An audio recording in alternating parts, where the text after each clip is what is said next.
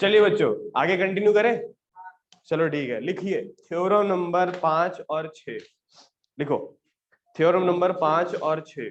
Theorem number 5 लिखो पहले, theorem number 5 पहले समझ लो थ्योरम होती क्या है। ये थ्योरम है क्या, असल में क्या कह रही है ये थ्योरम? कहती है कि यार बच्चे ये 3 पॉइंट दिखाई दे रहे हैं। कह रहे हाँ दिखाई दे रहे हैं, तो ये 3 पॉइंट दिखाई दे रहे तो क्या करूं मैं, इसका क्या डालू, क्या करूं? कह रहे यार ये 3 पॉइंट्स है ना, सिर्फ और सिर्फ एक ही सर्कल पास हो सकता है। कह रहा अच्छा ऐसे तो मैंने बहुत सर्कल पास कर सकता हूँ। कह रहा नहीं नहीं नहीं नहीं, इन 3 पॉइंट से सिर्फ एक ही सर्कल बनाया जा सकता है, आप एक से ज्यादा सर्कल नहीं बना सकते। क्या बोल रहा है, सच बात है क्या? कहता है एक बार चलो ट्राई करते हैं। तो कैसे बनाया, कैसे होगा मैं बताता हूँ कैसे बनाया होगा। मैं बताता हूँ कैसे बनाया होगा। सबसे पहले ए से लेकर के बी को जोड़ा गया होगा, बी से लेकर के सी को जोड़ा गया होगा, और आप चाहे तो ए से लेकर के सी को भी जोड़ सकते हो। समझ में आया कि नहीं आया? ठीक है। अच्छा किसी को पता है परपेंडिकुलर बाइसेक्टर किसे कहते हैं? ठीक है, तो परपेंडिकुलर बाइसेक्टर, मैंने सुना नहीं दिया क्या बोला तुमने, इधर देखो। ठीक है, परपेंडिकुलर बाइसेक्टर देखो ऐसे बनाया जाता है। अगर आप कोई भी अगर किसी लाइन का परपेंडिकुलर बाइसेक्टर करना चाहते हो तो क्या करो, अपने कंपास को पकड़िए, मोर देन हाफ खोलिए। मोर देन हाफ पता है ना, आधे से ज्यादा। आधे से ज्यादा उस कंपास को खोल करके एक बार पॉइंट ए पे रखो, ऊपर और नीचे आर्क लगाओ। ठीक है यहाँ तक का? और बिना कंपास को छेड़े दोबारा पॉइंट बी से दोबारा आर्क लगाइए। ये दोनों इंटरसेक्ट हो जाएंगे ना।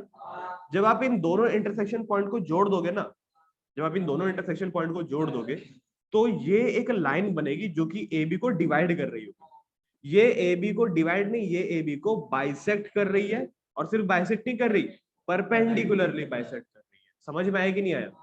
तो यार ये जो परपेंडिकुलर बाइसेक्टर का काम है, क्या होता है कि किसी भी तरह के लाइन को परपेंडिकुलरली बाइसेक्ट करते हैं। और बनाया कैसे जाता है इसको, मोर देन हाफ खोल के ऊपर नीचे आर्क दोनों तरफ से। क्लियर है तक का? यहाँ देखिए, और भाई चल रहे ठीक है, रिकॉर्डिंग चल रही है, ठीक है ना? अच्छा तो ये होगी तुम्हारी लाइन ए बी। इसका परपेंडिकुलर बाइसेक्टर कैसे करोगे बताना जरा, मैं बताता हूँ। एक बार बी से मोर देन हाफ खोल करके ऊपर भी आर्क लगाओ और नीचे भी आर्क लगाओ, और सेम बिना कंपास को छेड़े पॉइंट ए पर रख करके ऊपर भी आर्क लगाया और नीचे भी आर्क लगाया। इसका परपेंडिकुलर बाइसेक्टर हुआ कि नहीं हुआ बताओ? यहाँ तक क्लियर है? अच्छा दो बार और करना है, पता है किसका? एसी का और बीसी का। तो एसी का भी परपेंडिकुलर बाइसेक्टर किया, ठीक है, और बीसी का भी परपेंडिकुलर बाइसेक्टर किया, ठीक है। जरा ध्यान से देखना, तो तीनों परपेंडिकुलर बाइसेक्टर इसी पॉइंट पर आकर के नहीं मिल गए? आया समझ में कि नहीं आया? तीनों परपेंडिकुलर बाइसेक्टर इसी पॉइंट पर आकर के मिल गए। चलो इस पॉइंट को हम लोग नाम दे देते हैं ओ। अब आप अपने कंपास को डिफॉर्म कर सकते हो। अब अपने कंपास के पॉइंट को रखिए ओ पे। अब चाहे तो उसको ए तक खोल दो, या बी तक खोलो, या तो सी तक खोलो, वो तीनों डिस्टेंस बराबर होंगे। समझे मैंने क्या बोला? मैंने बोला कि यार अपने कंपास को आप चाहे तो अब अपना डिफॉर्म कर दो, लेकिन अब अपना पॉइंट यहां पर रखिए। अब आप चाहे तो ए तक खोलो, या बी तक खोलो, या तो सी तक खोलो, ये तीनों डिस्टेंस बराबर होंगे। समझ में आया कि नहीं आया? और हम पता है क्या करने वाले, अब हम करने वाले हैं ये कि इसको रखा हमने सेंटर पर और पेंसिल रखी यहां पर, और हमने बनाई एक सर्कल। अरे भाई अरे बनेगा, रुको एक मिनट, बन रहा है बन रहा है। तो हमने बनाई एक सर्कल, और वो सर्कल पता है कैसी होगी? वो सर्कल इन तीनों पॉइंट से पास हो रही है। आया समझ में कि नहीं आया? तो इसे प्रूव होता है कि यार कोई भी 3 पॉइंट हो उससे सिर्फ और सिर्फ एक ही सर्कल बनाया जा सकता है। यहाँ तक क्लियर है? अब यहाँ पर एक दूसरा बच्चा पूछेगा कि भैया वो सब तो ठीक है, 3 पॉइंट से एक ही सर्कल पास हो रहा है, लेकिन ये परपेंडिकुलर बाइसेक्टर का क्या चक्कर है, ये हमको समझ में नहीं आया, ये थोड़ा सही से हमको समझा दो। तो मैंने वो बच्चे को बोला कि यार तूने थ्योरम नंबर 4 पढ़ी थी या थ्योरम नंबर 3 पढ़ी थी, बताना क्या थी? वो था कि यार किसी भी तरह के कॉर्ड को सेंटर से परपेंडिकुलर डाल दोगे ना तो कॉर्ड बाइसेक्ट हो जाएगा। अच्छा ये जो लाइन है सेंटर से कनेक्ट होती है, ठीक है, और ये कॉर्ड को परपेंडिकुलरली बाइसेक्ट करती है। ये लाइन इसको परपेंडिकुलरली बाइसेक्ट कर रही है, ये लाइन इसको भी परपेंडिकुलरली बाइसेक्ट करती है, ये लाइन इसको भी परपेंडिकुलरली बाइसेक्ट करती है। यानी कि हमने जब इन तीनों पॉइंट को जोड़ा ना, ये तीनों पॉइंट काम कर रहे थे सर्कल के कॉर्ड का। समझे कि नहीं समझे? और हमने फिर बताया क्या करा, हमने इन तीनों सर्कल के सेंटर को ढूंढा, सेंटर को ढूंढने के बाद ए या बी या सी से ज्वाइन करके हमने एक सर्कल बना दी। समझे कि नहीं समझे? तो इससे प्रूव होता है क्या कि हमारे तीनों चार थ्योरम एकदम सही कह रही थी, और दूसरा कि तीनों के तीनों पॉइंट से जोड़ करके एक ही सर्कल बनाया जा सकता, आप एक से ज्यादा सर्कल बना ही नहीं सकते। क्या आपको कोई दूसरा सेंटर मिल सकता है क्या? नहीं यार, मेरे को कोई दूसरा सेंटर यहाँ पर नहीं मिलेगा। आया समझ में कि नहीं आया? आप जितना मर्जी परपेंडिकुलर बाइसेक्टर कर दो, आपको सिर्फ और सिर्फ यही एक पॉइंट मिलेगा, और इसी पॉइंट से आप इन्हीं तीन सर्कल से आप पॉइंट से आप सर्कल बना सकते हो। बात समझ में यहाँ तक की सबको क्लियर हो गया? तो ये है इसके पीछे का चीज। अब आप चाहो तो इसको लिखना चाहते हो तो लिख लो, वैसे इसकी लिखने की जरूरत है नहीं, इसको बना लेना वो सही बात होगी, ठीक है ना। पेपर में प्रूफ इसका तब पूछा जाता है जब ये क्वेश्चन सर्कल के तरीके से नहीं, जब ये क्वेश्चन कंस्ट्रक्शन के फॉर्म में पूछा जाता है। यहाँ तक क्लियर नहीं? और पूछा ऐसा जाता है कि यार draw a circle from the 3 distinct point on a plane. आया समझ में कि नहीं आया? कोई भी 3 पॉइंट आप चुन लीजिए और उससे एक सर्कल बना दीजिए, ये क्वेश्चन पूछा जाता है। समझ में आया सबको यहाँ तक का? तो तुम बेसिकली वहां पर भी क्या करोगे, तीनों पॉइंट को जोड़ दो, तीनों पॉइंट का कर दिया हमने परपेंडिकुलर बाइसेक्टर, एक कॉमन पॉइंट मिल जाएगा, उससे या तो ए या तो बी या तो सी को जोड़ करके हमने क्या बना दिया, एक सर्कल। अब एक बच्चा बोलेगा कि भैया 3 पॉइंट से तो चलो एक ही सर्कल पास हो सकता है, और हमको पता भी लग गया कि यार 2 से मतलब वो तो है, ठीक है ना। तो ये बताओ कि यार 2 पॉइंट से कितने सर्कल पास होंगे? एक ही सर्कल पास होगा या एक से ज्यादा सर्कल पास हो सकते हैं? एक ही सर्कल पास होगा, है ना? बिल्कुल गलत। मैं एक ऐसा सर्कल बना सकता हूं जो कि इन दोनों से पास हो रहा हो, मैं एक ऐसा सर्कल ही बना सकता हूं। समझ में आया कि नहीं आया? भाई 2 पॉइंट से बनने वाले इन अनगिनत सर्कल बनाए जा सकते हैं। समझ में आई बात की नहीं आई? लेकिन 3 पॉइंट से सिर्फ और सिर्फ एक ही सर्कल पास हो सकता है। सबको समझ में आ गया यहाँ तक का? तो ये थ्योरम इसलिए जायज है। सबको क्लियर है यहाँ तक का? ठीक है, लिखिए। हाँ जी। कोलिनियर मतलब होता है जब तीनों के तीनों पॉइंट एक ही लाइन में आ जाए, ठीक है। कोलिनियर मतलब जब तीनों के तीनों पॉइंट एक ही लाइन में आ जाए, उसे हम लोग कहते हैं कोलिनियर। एक ही लाइन में, को मतलब क्या होता है? एक ही साथ, एक ही साथ एक ही लाइन में, कोलिनियर। क्वेश्चन ओ थ्योरम लिखिए, स्टेटमेंट बोलूं? लिखो। There is one and only one, there is one and only one, there is one and only one circle, there is only one and only one circle passing through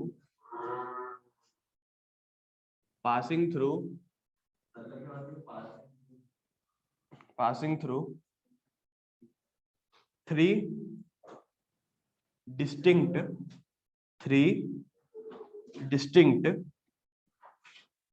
non-collinear points, 3 distinct non-collinear points, 3 distinct non collinear point, 3 अलग अलग non collinear point से पास होने वाला सिर्फ और सिर्फ एक ही circle बनाया जा सकता है। यहाँ तक क्लियर है? अच्छा, इसके बारे में हम डिटेल में ना कंस्ट्रक्शन वाले चैप्टर में पढ़ेंगे, ठीक है ना।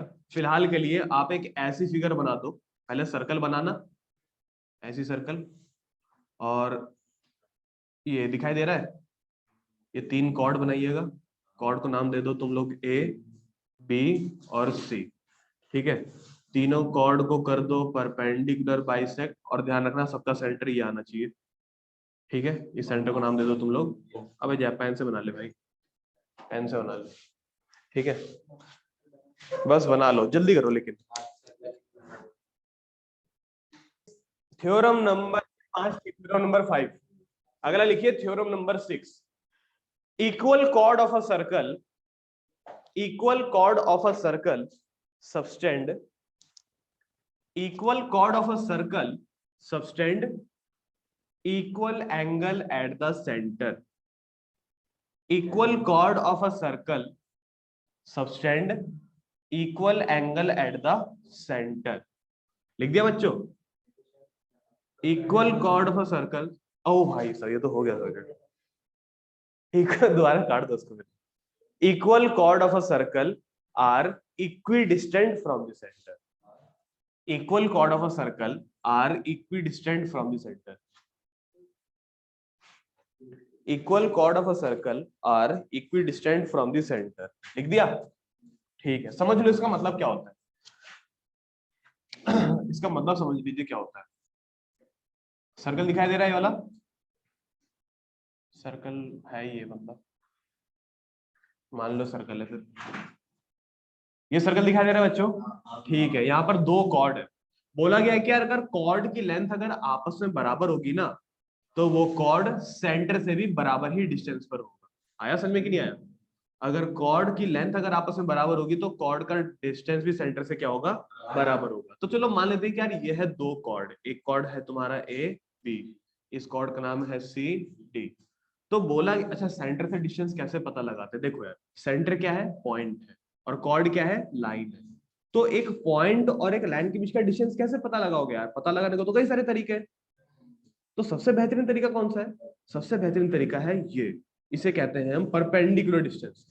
एक लाइन लिख लीजिएगा ठीक उस थ्योरम के नीचे, नोट बना करके लिखना, द शॉर्टेस्ट डिस्टेंस, नोट बना करके लिखना थ्योरम के ठीक नीचे, the shortest distance between a point and a line, the shortest distance between a point and a line, the shortest distance between a point and a line is called the perpendicular distance. The shortest distance between a point and a line is called the perpendicular distance. एक point और एक line के बीच का जो सबसे छोटा distance होता है ना, ये पॉइंट हो गया और ये लाइन हो गई, इसके बीच का जो सबसे छोटा डिस्टेंस होगा ना बच्चों, उसे हम लोग क्या बुलाते हैं? Perpendicular distance. The shortest distance between a point and a line is called perpendicular distance. Note बना कर लिखना, थ्योरम के साथ नहीं है ये, नोट बना के लिखना, और चाहे तो उसको रेक्टेंगल के अंदर भी डाल सकते हो। हाँ ये बढ़िया करा। और अगर जगह है तो ये फिगर ही बना लेना ताकि तुमको याद रहे। ठीक है, तो एक पॉइंट और एक लाइन के बीच का जो सबसे छोटा डिस्टेंस होता है उसे हम लोग क्या बुलाते हैं बच्चों? Perpendicular distance. इससे छोटा डिस्टेंस पॉसिबल नहीं है। तो ये सेंटर एक पॉइंट है ना बच्चों, और ये ए बी और ये सी डी एक लाइन है। तो ए बी और सी डी एक लाइन है, और मेरे को उसका डिस्टेंस कहां से पता लगाना है? ओ से, सेंटर से पता लगाना है। तो कौन सा डिस्टेंस होगा? वो होगा परपेंडिकुलर डिस्टेंस। आया समझ में कि नहीं आया? तो कह रहे कि अगर कॉर्ड बराबर होंगे ना तो सेंटर से बनने वाला वो परपेंडिकुलर डिस्टेंस भी बराबर होगा। यानी कि ये इस परपेंडिकुलर डिस्टेंस को हमने नाम दे दिया ओपी, इसको हमने नाम दे दिया ओक्यू। तो सेंटर से बनने वाला डिस्टेंस ओपी और ओक्यू भी बराबर होगा अगर ये कॉर्ड की लेंथ भी अगर आपस में बराबर होगी। समझ में आया कि नहीं आया? तो यहाँ पर हम लोग लिखेंगे, देखो बच्चों ऐसा करके, ये होगी तुम्हारी थ्योरम नंबर, थ्योरम नंबर कहीं जा रहा है क्या?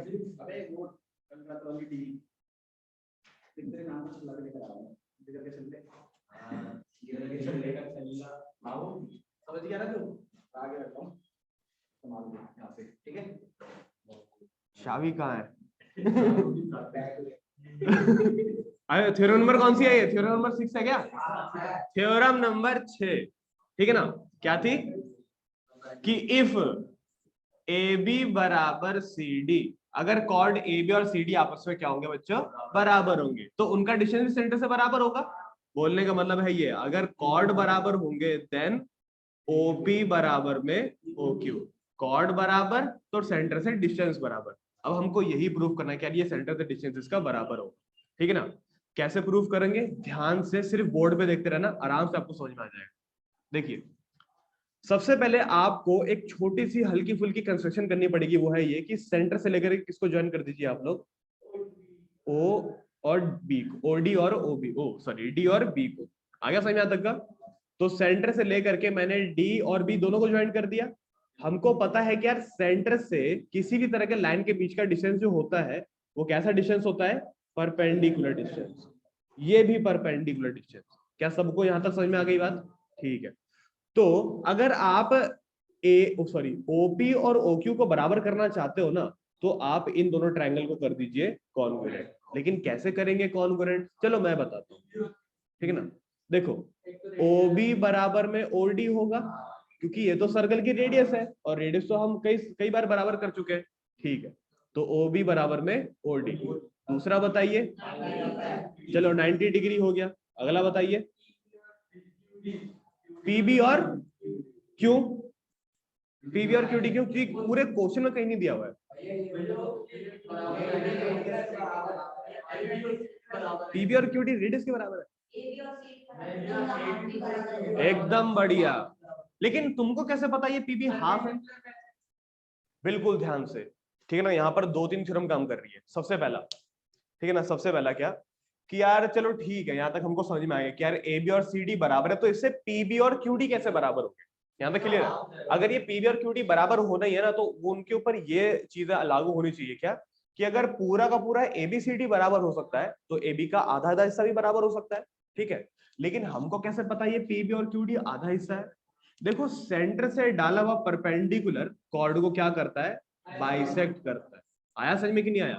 तो ये सेंटर से डाला हुआ क्या है, परपेंडिकुलर, और उसकी वजह से कॉर्ड क्या हो गया, बाइसेक्ट। ये भी सेंटर से डाला हुआ क्या है, परपेंडिकुलर, और कॉर्ड क्या हो गया, बाइसेक्ट।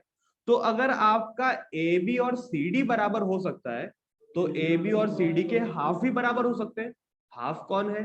तो ए बी का हाफ है पी बी और सी डी का हाफ है क्यू डी। तो ए बी और सी डी बराबर हो सकता है, तो पी बी और क्यू डी भी बराबर हो सकता है। समझ में आया कि नहीं आया?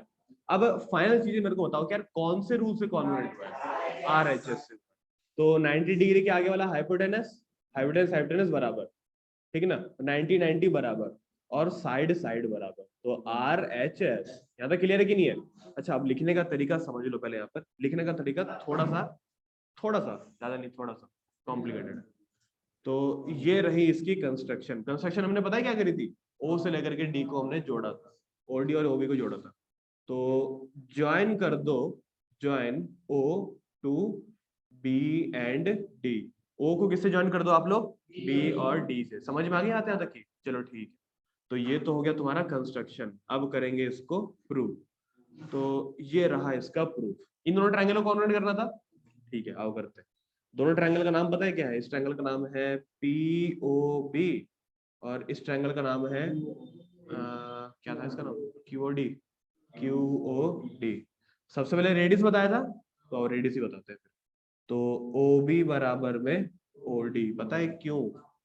रेडियस है भाई, रेडियस। अच्छा, 90 90 बराबर, तो इसका 90 जाना जाता है ये इस नाम से, O P B O Q D. O P B बराबर ओ क्यू डी, डी। पता है क्यों बराबर? Each 90 degree. समझ में आई बात है तक की? ठीक है, तो दोनों एंगल बराबर हो गए। अब तीसरा ये बताता ना बराबर क्यों है, तो यहाँ पे सीधा लिख दो पहले तो, कि देखो यार पीबी बराबर है आपके क्यू डी के। अब रीजन यहाँ पे लिखना, रीजन लिखना तुमको ये, देखो देखो देखो, कि हमको पता है ना कि यार ए बी जो है वो तुम्हारे सी डी के बराबर है, गिवन है। ए बी सी डी बराबर है, क्योंकि ये बात हमको गिवन थी, ठीक है ना, कह रहा है गिवन थी। तो अगर ए बी सी डी बराबर होंगे तो ए बी सी डी का हाफ भी बराबर होगा। तो ये रहा ए बी का हाफ और ये रहा सी डी का हाफ। अच्छा, ए बी के दो हाफ है, A P P B, C D के भी दो हाफ है, सी क्यू क्यू डी। तो ए बी का हाफ पी बी बराबर में सी डी का हाफ क्यू डी बराबर होगा। तो देयरफॉर हमने यहाँ पर इसको ऐसे लिख दिया। क्लियर है कि नहीं? अब यहाँ पर ये हाफ कैसे हुआ, यहाँ पर ये हाफ कैसे हुआ, तो यहाँ पर तुम एक छोटा सा रीजन और लिख देना, पता है क्या, कि perpendicular from centre bisect the chord, bisect the chord, perpendicular from the center bisect the chord, and therefore AB and CD are half, and therefore PB बराबर में QD। बात समझ में यहाँ तक की? तो इसलिए आपका PB किसके बराबर हो गया, QD के। और अब फाइनली यहाँ पर हम लिख देंगे कौन से रूल से हुआ है। तो by RHS, right angle, hypotenuse और साइड, बाय RHS दोनों ट्रायंगल कॉन्ग्रुएंट। तो triangle POB is equally congruent to triangle QOD। जैसे ही दोनों ट्रायंगल कॉन्ग्रुएंट हो जाएंगे, बची हुई साइड बराबर हो जाएगी। बची हुई साइड है कौन सी, OP और OQ। तो OP बराबर में OQ, हेंस प्रूफ। बात समझ में यहाँ तक की? नहीं समझे? ठीक है, कर लो कोशिश करना कि अपने आप करो। चलिए देखिए, ये है तुम्हारा थ्योरम नंबर 7। लिखिए बच्चों डेफिनेशन पहले। इफ, पिछला क्या था कि अगर कॉर्ड बराबर होंगे तो सेंटर से डिस्टेंस बराबर होगा। दूसरी थ्योरम लिखिए, अगली थ्योरम लिखिए। कॉर्ड बराबर होंगे तो डिस्टेंस बराबर होगा। अब लिखिए, इफ द डिस्टेंस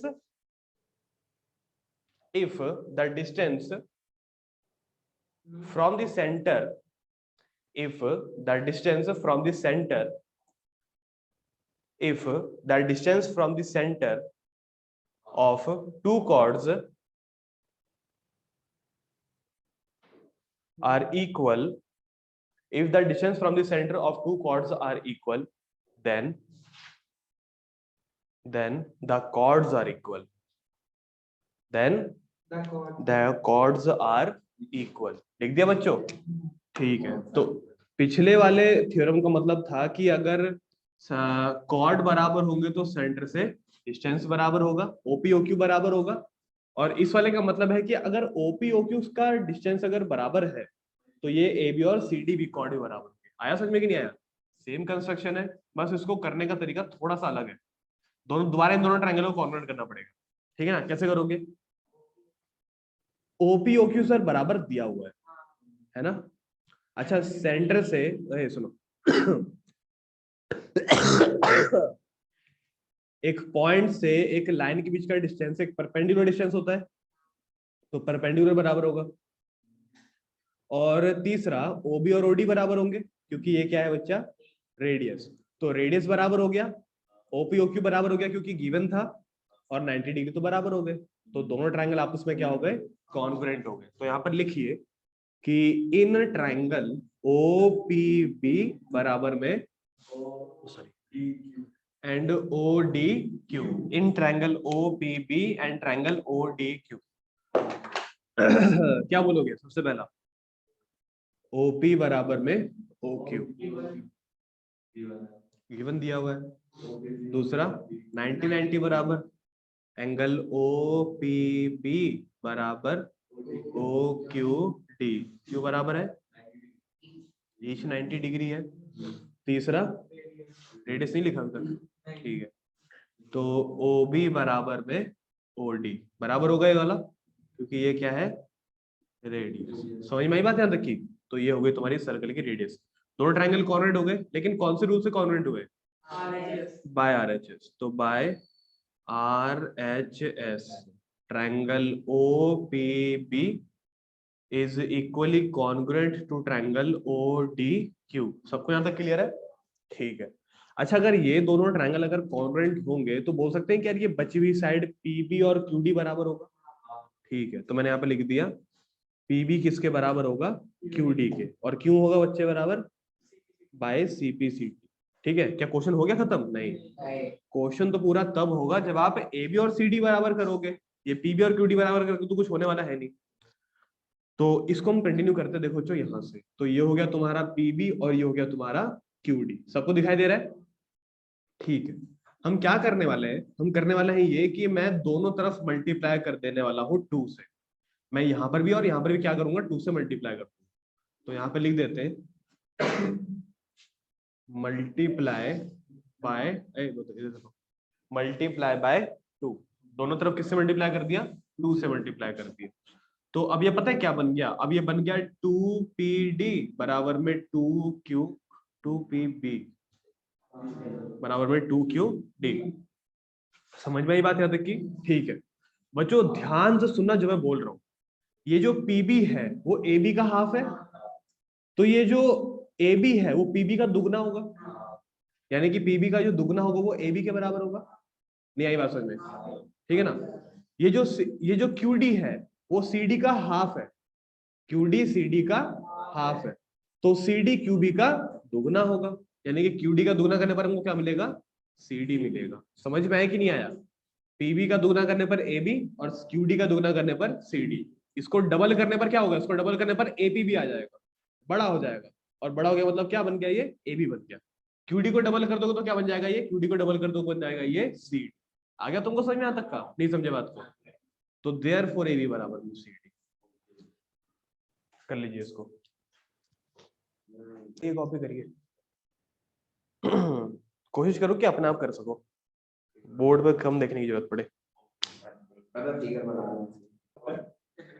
चलिए ठीक है, यहाँ तक हो गया सबका? मिटा दूं? कितने थ्योरम हो गए? 7 हो गए। 7 हो गए ना?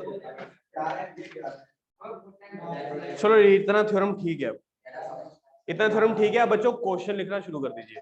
क्वेश्चन लिखिए, मिटा दो इसको पूरा। इसको मिटा रहा हूं और एक क्वेश्चन लिखो यार, अपनी बुक ही खोल लो, उसमें क्वेश्चन दिख जाएगा तुमको। क्वेश्चन नंबर 1, क्वेश्चन नंबर 1 सबसे पहला क्वेश्चन। सारी थ्योरम याद हुई कि नहीं हुई बताओ? पक्का सारी थ्योरम याद होगी, एक बार बता देता हूँ फिर भी बच्चों। अगर कॉर्ड बराबर होंगे तो कॉर्ड द्वारा सेंटर में बनाया हुआ एंगल बराबर होगा, एंगल बराबर होगा तो कॉर्ड बराबर होगा, ठीक है ना। अच्छा ये भी पढ़ा था हमने कि अगर कॉर्ड बराबर होंगे तो सेंटर से डिस्टेंस बराबर होगा, और अगर सेंटर से डिस्टेंस बराबर होगा तो कॉर्ड बराबर होगा। यहाँ तक क्लियर है। 3 पॉइंट से सिर्फ और सिर्फ एक ही सर्कल बनाया जा सकता है। समझ में आया यहाँ तक का। एक और पढ़ी थी हमने, पता है क्या, कि सेंटर से डाला हुआ परपेंडिकुलर कॉर्ड को बाइसेक्ट कर देता है, और अगर सेंटर से कोई लाइन कॉर्ड को बाइसेक्ट कर रही है तो वो परपेंडिकुलर होगी। आया समझ में कि नहीं आया। तो कुल मिला करके इतनी थ्योरम हमने पढ़ ली जिससे कि क्वेश्चन आराम से हो सकते हैं, ठीक है यहाँ तक का। तो देखिए सबसे पहला क्वेश्चन एक्सरसाइज ए का, अपनी बुक का एक्सरसाइज ए निकालो और उसका देखो सबसे पहला क्वेश्चन, देख रहे हो, ठीक है। आओ क्वेश्चन पढ़े। कह रहा find the length of a cord which is at a distance of 8 centimetre of a from the center of a circle of radius 17 centimetre. देखो क्वेश्चन असल में है क्या, तुमको समझ में आ गया होगा वैसे क्या करना है, लेकिन फिर भी उन बच्चों दुखियारी बच्चों के लिए जिनको कुछ समझ में नहीं आया उनके लिए एक बार दोबारा बताया जाएगा। देखिए पहले मिटा दें इसको।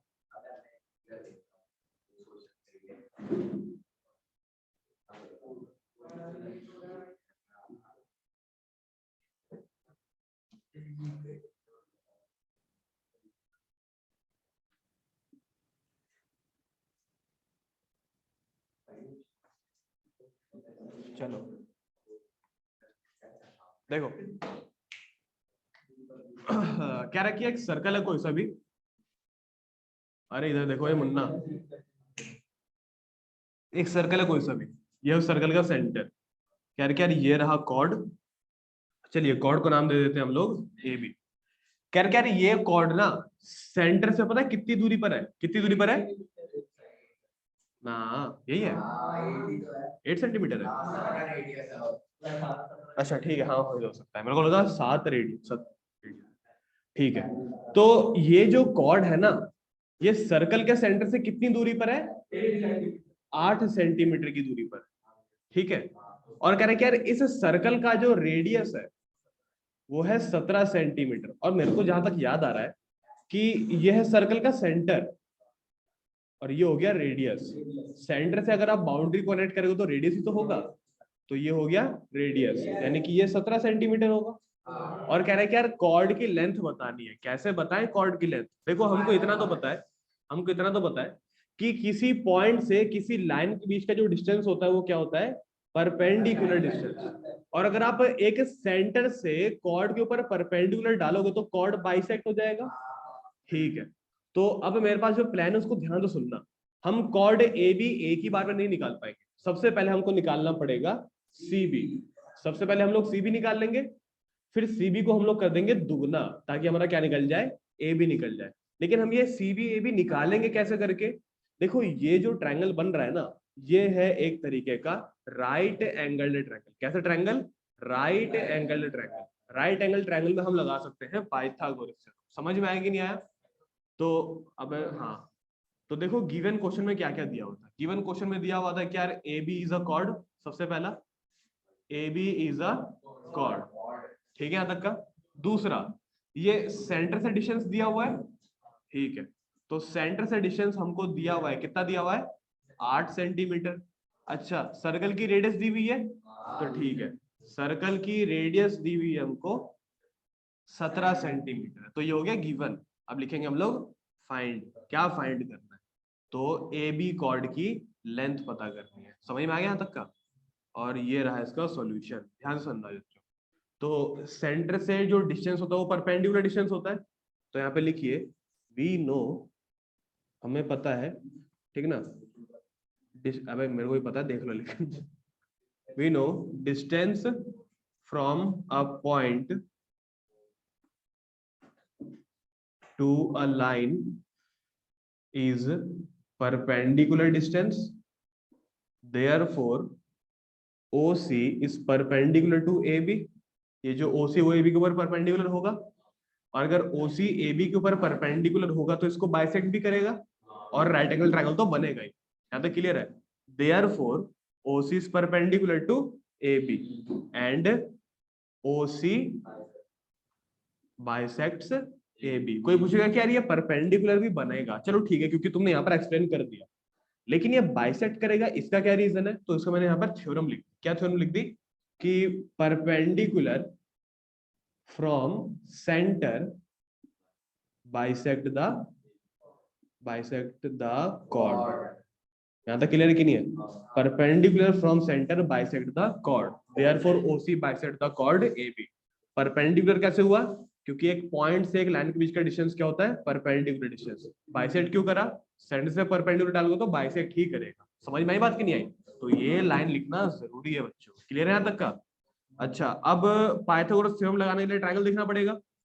तो बताइए कौन से ट्रायंगल में देखना चाहिए हमको? ट्रायंगल है तुम्हारा ओसीबी, तो ट्रायंगल हो गया तुम्हारा ओसीबी। क्या बोलोगे इसमें? हम बोलेंगे इसमें देखो पाइथागोरस थ्योरम लगाओ। क्या होती है पाइथागोरस थ्योरम? वो होती है ये एच स्क्वायर बराबर में पी स्क्वायर प्लस में बी स्क्वायर। एच बोले तो हाइपोटेनस, हाइपोटेनस कौन है यहाँ पर? 17, यानी कि 17 का स्क्वायर होना चाहिए। ठीक है, मतलब ओबी का स्क्वायर होना चाहिए। ठीक है, परपेंडिकुलर बेस किसको भी मान सकते हो। ओसी को मान लो परपेंडिकुलर, सीबी को मान लो बेस। तो ओसी हो गया परपेंडिकुलर और सीबी हो गया बेस। परपेंडिकुलर का स्क्वायर प्लस में बेस का स्क्वायर। कोई पूछे कि यार ये किससे पूछ के लिखा है, तो यहाँ पे लिख देना बाय पाइथागोरस थ्योरम। ठीक है, ओबी कितना है? 17, 17 का स्क्वायर। ओसी कितना है? 8, 8 का स्क्वायर। सीबी कितना है? कुछ नहीं, पता लगाना है, तो सीबी का स्क्वायर। क्लियर है यहाँ तक का बच्चों? 17 का स्क्वायर पता है कितना होता है? कितना होता है? यहाँ करते हैं। 17 का स्क्वायर कितना होता है? 289। बच्चों 8 का स्क्वायर कितना होता है? कितना होता है? 64। बच्चों सीबी का माइनस हो जाएगा यहाँ पे आके, तो 289 माइनस हो जाएगा 64 से, बराबर में आ जाएगा सीबी का स्क्वायर। कितना आएगा माइनस करके? 5, 2 2 5, 225 बराबर में कितना? सीबी का स्क्वायर। जब भी स्क्वायर हटाएंगे बगल में रूट लगाएंगे। और 225 का रूट पता है कितना होता है? 225 का रूट होता है 15, बराबर में कितना? सीबी। क्लियर है यहां तक का? तो सिर्फ यहां तक की लेंथ हमको पता लगी है 15। यहां तक क्लियर है कि नहीं है? हमको पता है बाइसेक्ट कर रहा होगा, यानी कि ये भी 15 तो ये भी 15 होगा। तो अगर सीबी 15 है, सीबी को अगर मैं दुगना कर दूं, सीबी को अगर मैं दुगना कर दूं तो हमको ए भी मिल जाएगा। तो सीबी पता है कितना पता लग गया? 15। तो 2 टाइम्स ऑफ 15 पता है कितना होता है? 30। तो 30 सेंटीमीटर हो गया हमारा ए बी। बताओ समझ में आया कि नहीं आया? अब अगर आप ध्यान से देखो तो ये है छोटा सा क्वेश्चन, लेकिन इसमें काफी सारी डिटेल डाली गई है कि यार क्या लिखने के लिए क्या रीजन लिखना पड़ता है। मेरे को यहाँ तक कि परपेंडिकुलर बताने के लिए भी मेरे को रीजन बताना पड़ा कि सेंटर से डाला हुआ परपेंडिकुलर, वो सेंटर से जो भी डिस्टेंस होता है लाइन का, वो क्या होता है? परपेंडिकुलर। और क्योंकि परपेंडिकुलर डाला गया इसलिए कॉर्ड भी बाइसेक्ट होगा। तो ये भी रीजन है इसका, ये भी रीजन है इसका। समझ में आया कि नहीं आया? करिए इसको अपने आप, करो पूरा तो करो पहले इसको। चलो ठीक है, यहाँ तक सबको क्लियर है? चलो ठीक है, अभी यहाँ पे पूर्ण विराम करते हैं, बाकी का कंटिन्यू करेंगे बच्चों हम लोग कल। All the best, bye bye.